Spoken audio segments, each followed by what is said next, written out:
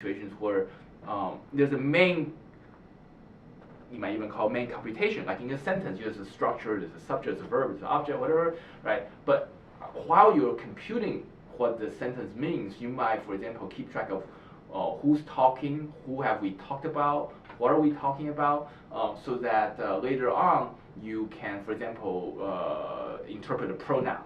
Like if I say, I saw this man on the street the other day, and I said hi to him, and the him there refers to the same man, right? So we can use something basically like state to keep track of these different things that the pronouns might refer to. Okay, so it's almost like natural language also has a kind of side effect.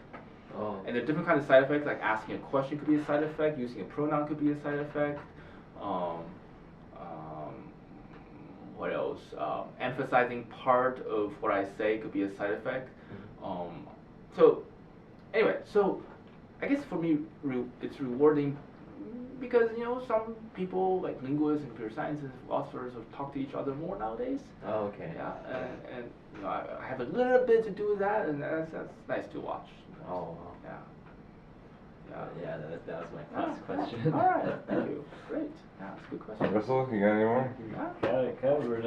All right. Thank you so much Oh, for is it- giving us thank the you. time. Oh no, Yeah, my thank you. pleasure. Is there anything Yeah. that we missed that you wanted to say? I don't know. Yeah?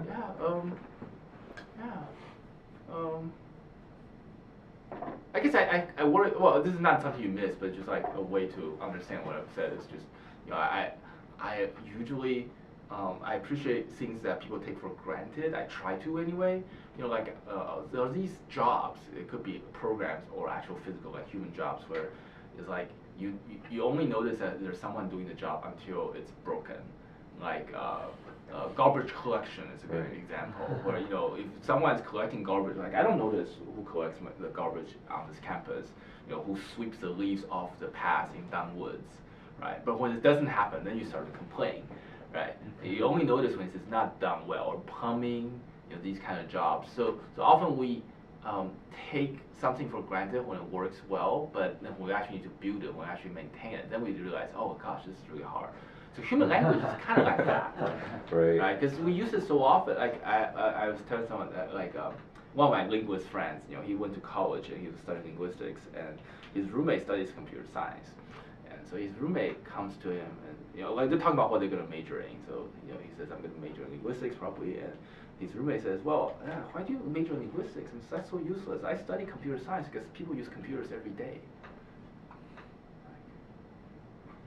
You also use language every day, but it's so easy that we don't realize it and we don't pay attention. So that's something I try to bring. That's a very good point. Yeah. That's a very good point. I mean, like when you walk on the street, it's like all these people, they're doing some job that probably helps your life at some point, but we don't think about it because they work so well. There's these jobs that when you do it well, it means people don't notice you. Right.